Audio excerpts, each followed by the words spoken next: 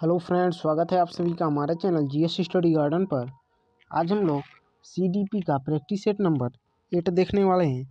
चलिए वीडियो शुरू करते हैं। वीडियो अच्छा लगेगा तो लाइक कर दीजिएगा। अगर आप लोग अभी तक हमारे चैनल को सब्सक्राइब नहीं किए हैं तो प्लीज़ चैनल को सब्सक्राइब कर लीजिएगा, क्योंकि हमारे चैनल पर डेली आप लोगों के लिए सी8 का प्रैक्टिस सेट कराया जाता है।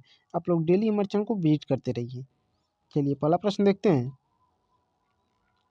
करा है, निम्नलिखित में से कौन सा स्थूल गत्यात्मक कौशल का उदाहरण है? स्थूल गत्यात्मक करा है।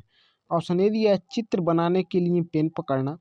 ऑप्शन बी दिया है कागज को आड़ा टेढ़ा अर्थात जिगजैग तरीके से काटना।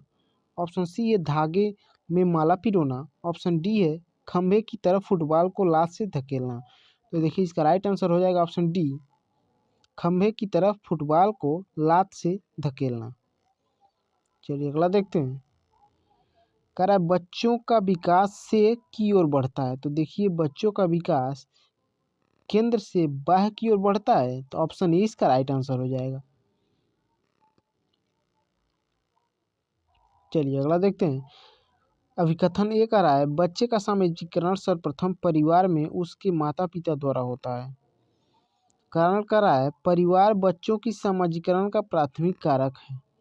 तो देखिए दोनों कथन और कारक दोनों सही है, और आर जो है इसका एक ही अच्छी तरीके से व्याख्या भी कर रहा है, तो इसका राइट आंसर ऑप्शन ये हो जाएगा। चलिए अगला देखते हैं। कह रहा है जीन पियाजे के संज्ञानात्मक विकास के सिद्धांत के अनुसार निम्नलिखित में से कौन सी अवधारणा 3 से 6 वर्ष की आयु वाले बच्चों को सीखनी चाहिए? ऑप्शन ए दिया संरक्षण। ऑप्शन बी दिया अनुक्रमता। ऑप्शन सी दिया सांकेतिक प्रतिनिधिकरण। ऑप्शन डी दिया तार्किक अनुप्रयोग। तो देखिए इसका राइट आंसर हो जाएगा ऑप्शन सी, सांकेतिक प्रतिनिधिकरण। चलिए अगला देखते हैं। कह रहा जीन पियाजे के संज्ञानात्मक विकास के सिद्धांत के अनुसार अधिकांश बच्चे किस अवस्था वस्तुओं को श्रेणियों में व्यवस्थित करने में सक्षम हो जाते हैं? किस अवस्था में? ऑप्शन ए दिया संवेदी गामक अवस्था। ऑप्शन बी दिया पूर्व संक्रियात्मक अवस्था। ऑप्शन सी है मूर्त संक्रियात्मक अवस्था। ऑप्शन डी है औपचारिक संक्रियात्मक अवस्था। तो देखिए इसका राइट आंसर हो जाएगा ऑप्शन सी, मूर्त संक्रियात्मक अवस्था। अगला देखते हैं। का प्रयोग जीन पियाजे द्वारा संज्ञानात्मक मानसिक अवधारणाओं के वर्णन के लिए किया गया था? किसका प्रयोग? तो देखिए प्रयोग जो किए थे स्कीमा का प्रयोग, तो ऑप्शन सी इसका राइट आंसर हो जाएगा। अगला देखते हैं। रजनी अपने दोस्तों के कार्यों को जैसे को तैसा मानसिकता के आधार पर जांचती है। लॉरेंस कोलबर्ग के सिद्धांत के अनुसार वर्तमान में रजनी संज्ञानात्मक नैतिक विकास के किस स्तर पर है? तो देखिए यह पूर्व परंपरागत स्तर पर है, तो ऑप्शन 20 का राइट आंसर हो जाएगा।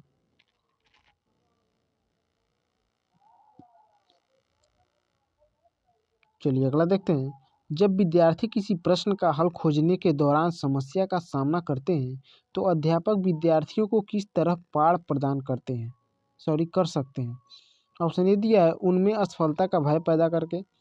ऑप्शन बी है उन्हें प्रश्न का आधा समाधान प्रस्तुत करके। ऑप्शन सी है प्रश्न में कुछ विकर्षण जोड़कर। ऑप्शन डी है उन्हें अपने विचारों की शाब्दिक अभिव्यक्ति करने के लिए निरुत्साहित करके। तो देखिए इसका राइट आंसर हो जाएगा ऑप्शन बी, उन्हें प्रश्न का आधा समाधान प्रस्तुत करके।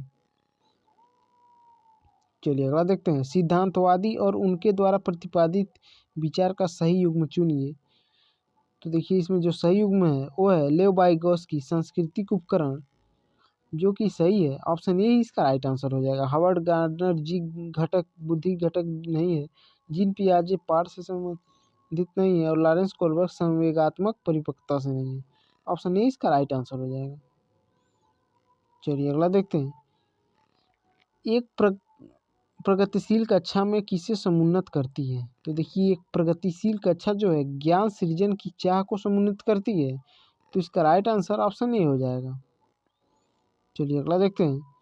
मधुलिका नृत्य और योग कला में निपुण है। हार्वर्ड गार्डनर के अनुसार उसके पास किस प्रकार की बुद्धि उच्च स्तरीय है? तो देखिए मधुलिका के पास जो है इस प्रकार की बुद्धि शारीरिक गति संवेदी बुद्धि है, तो ऑप्शन सी इसका राइट आंसर हो जाएगा। अगला देखते हैं। एक प्रश्न उत्तर सत्र के दौरान एक अध्यापक केवल लड़कों को ही अपने भ्रम वह प्रश्न पूछने के अवसर दे रहा है, यह प्रत्यक्ष रूप से किसकी प्रस्तुति है? तो देखिए जेंडर पक्षपात या फिर जेंडर रूढ़िवादिता से संबंधित है। ऑप्शन सी इसका राइट आंसर हो जाएगा। अगला देखते हैं, अधिगम दर में व्यक्तिगत विभिन्नताएं किसका परिणाम है? तो देखिए अधिगम दर में व्यक्तिगत विभिन्नताएं जो परिणाम होती है वो होती है आनुवंशिकता एवं पर्यावरण दोनों का। तो ऑप्शन सी इसका राइट आंसर हो जाएगा। अगला देखते हैं, आकलन के संदर्भ में निम्नलिखित में से क्या सही है? देखते हैं कौन सा सही है। ऑप्शन ए दिया, आकलन मानकीकृत परीक्षणों द्वारा किया जाना चाहिए। देखिए नहीं सही है। रचनात्मक आकलन केवल निर्देशों के अंत में होता है, केवल दिया है तो देखिए वैसे नहीं सही होगा। मानसिक संदर्भित परीक्षण मानकों को निष्पादन तुलना का सामान्य स्तर मानकर, ये भी नहीं होगा। ऑप्शन डी इसका राइट आंसर हो जाएगा। चलिए अगला देखते हैं, विद्यार्थियों में समालोचनात्मक चिंतन का आकलन करने के लिए अध्यापक को निम्नलिखित में से किसका चयन करना चाहिए? ऑप्शन ए दिया है, खुले अंत वाले वे प्रश्न जिनमें अपसारी चिंतन शामिल है। तो देखिए यही इसका राइट आंसर हो जाएगा, बाकी ऑप्शन पढ़ने की जरूरी नहीं है। चलिए अगला देखते हैं, समावेशी कक्षा में किसकी आवश्यकता है? तो देखिए समावेशी कक्षा में जो आवश्यकता होती है, विविधता को स्वीकृति की आवश्यकता होती है। तो इसका राइट आंसर ऑप्शन डी हो जाएगा। अगला देखते हैं, अभिकथन कराए सुविधा वंचित समूह में आने वाले विद्यार्थियों को आवश्यकताओं को संबोधित करने के लिए अध्यापक को उनके सामाजिक सांस्कृतिक संदर्भों को जानना चाहिए। कारक कराए पाठचर्या की अभिकल्पना औसत विद्यार्थियों को ध्यान में रखकर करनी चाहिए। तो देखिए ये सही है, लेकिन आर जो है ये गलत है। तो इसका राइट आंसर हो जाएगा ऑप्शन सी, ये सही लेकिन आर गलत। चलिए अगला देखते हैं, पठन वैकल्य कई बार आप लोग पढ़ चुके हैं, किस प्रकार की विकलांगता है? तो ये पठन वैकल्य जो है ये डिसलेक्सिया कहा जाता है। तो अधिगम विशिष्ट से संबंधित है। तो ऑप्शन ए इसका राइट आंसर हो जाएगा। अगला देखते हैं, निम्नलिखित में से कौन सा स्वलीनता विकार का विशिष्ट लक्षण है? देखिए स्वलीनता विकार का विशिष्ट लक्षण जो होता है बाधित संप्रेषण होता है। ऑप्शन ए इसका राइट आंसर हो जाएगा। अगला देखते हैं, कक्षा में विभिन्न योग्यताओं वाले शिक्षार्थियों की आवश्यकताओं की पूर्ति कैसे की जा सकती है? तो देखिए इसके लिए श्रेणीबद्ध कठिनाई के कार्य देकर किया जा सकता है। तो इसका राइट आंसर ऑप्शन ए हो जाएगा। अगला देखते हैं, अधिगम तब अधिक अर्थपूर्ण होता है जब विषय वस्तु को रूप में प्रस्तुत किया जाता है। किस रूप में? ऑप्शन ए दिए संदर्भ से हटकर, ऑप्शन बी है अप्रासंगिक, ऑप्शन सी है बहुत ही मूर्त, ऑप्शन डी ने संयोजित। तो देखिए इसका राइट आंसर हो जाएगा ऑप्शन डी संयोजित। चलिए अगला देखते हैं, कराए अंतरिक्ष की अवधारणा समझाते समय एक अध्यापक ने महसूस किया कि विद्यार्थियों में इस विषय को लेकर अनेक भ्रांतियां हैं। अध्यापक को इस स्थिति के प्रति क्या प्रतिक्रिया होनी चाहिए? ऑप्शन ए दिया सीधे सीधे उन भ्रांतियों को अस्वीकृत करना चाहिए। देखिए नहीं सही होगा।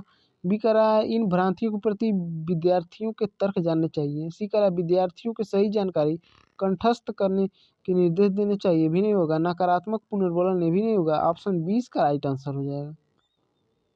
चलिए अगला देखते हैं, कह रहा है विद्यार्थियों को किसी भी अवधारणा के बारे में समझाते हुए निम्न में से किस बात का ध्यान रखना चाहिए? अब कथन दिया है विद्यार्थियों के सीखने के लिए तत्परता, दूसरा दिया विद्यार्थियों के सामाजिक सांस्कृतिक संदर्भ, तीसरा दिया विद्यार्थियों द्वारा चयनित अधिगम शैलियाँ।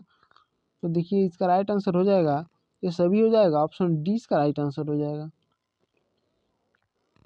चलिए देखिए कह रहा है रमेश विज्ञान विषयों को पढ़ाते समय अन्वेषण प्रयोग विभिन्न व्यवहारिक गतिविधियों के माध्यम से बच्चों को नया ज्ञान व समझ बनाने के अवसर प्रदान करता है। वह को बढ़ावा देना चाहता है। किसको बढ़ावा देना चाहता है? तो काफ़ी इजी है, वो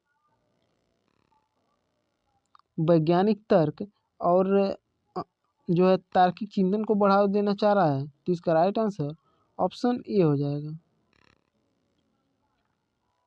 चलिए अगला देखते हैं, करा निम्नलिखित में से अध्यापक द्वारा अपनाई गई कौन सी विधि अधिगम प्रक्रिया में विद्यार्थियों की सक्रिय भूमिका को कम महत्व देती है? ऑप्शन ए दिया है व्याख्यान, ऑप्शन बी दिया है पूछताछ, ऑप्शन सी दिया है चर्चाएं, ऑप्शन डी दिया है अन्वेषण। तो देखिए इसका राइट आंसर हो जाएगा ऑप्शन ए व्याख्यान। अगला देखते हैं, आंतरिक अभिप्रेरणा एक बच्चे को स्वेच्छा से अपनी आंतरिक खुशी के लिए काम करने को प्रेरित करती है। कारण दिया है शिक्षक को आंतरिक रूप से अभिप्रेरित करने के स्थान पर विद्यार्थियों को बाह्य रूप से अभिप्रेरित करना चाहिए। तो देखिए इसका जो राइट आंसर हो जाएगा ए सही है लेकिन आर गलत है, तो इसका राइट आंसर ऑप्शन सी हो जाएगा। चलिए अगला देखते हैं, प्रभावशाली समस्या समाधान में किसके बहिष्करण की आवश्यकता है? ऑप्शन ए दिया है कार्यात्मक स्थिरता, ऑप्शन बी दिया है अपसारी चिंतन, ऑप्शन सी दिया है केंद्रित ध्यान, ऑप्शन डी दिया है सदृश्य मूलक चिंतन। तो देखिए इसका राइट आंसर हो जाएगा ऑप्शन ए कार्यात्मक स्थिरता। अगला देखते हैं, एक विद्यार्थी अपनी असफलता का कारण अपनी योग्यता की कमी को मानता है। वह योग्यता को अस्थायी मानता है और मानता है कि योग्यता प्रयासों द्वारा प्रभावित नहीं होती है। यह विचार दशा किस स्थिति को जन्म दे सकता है? ऑप्शन ए दिया अधिगम असहायता, ऑप्शन बी दिया मस्तिष्क सुघट्यता, ऑप्शन सी दिया है उच्च स्तरीय स्व अस्मिता, ऑप्शन डी दिया है संबद्धता का भाव। तो देखिए इसका राइट आंसर हो जाएगा ऑप्शन ए अधिगम असहायता। चलिए अगला देखते हैं, अवधारणाओं को इस तरह से प्रस्तुत करना चाहिए जो। तो देखिए अवधारणाओं की इस तरह प्रस्तुत करना चाहिए जो उनमें पूर्व ज्ञान और स्कीमा को क्रियाशील करे। तो ऑप्शन बी इसका राइट आंसर हो जाएगा। चलिए अगला देखते हैं, इस प्रैक्टिस सेट का लास्ट क्वेश्चन है। आप लोगों को वीडियो अच्छा लगा हो तो लाइक कर दीजिएगा। अगर आप अभी तक हमारे चैनल को सब्सक्राइब नहीं किए तो प्लीज़ चैनल को सब्सक्राइब कर लीजिएगा। कह रहा है घोषणात्मक ज्ञान। तो देखिए घोषणात्मक ज्ञान जो होता है मुख्यतः ज्ञान के क्या और कौन पहलुओं के बारे में जानना है। तो इसका राइट आंसर हो जाएगा ऑप्शन सी। वीडियो देखने के लिए आप लोगों का बहुत बहुत धन्यवाद।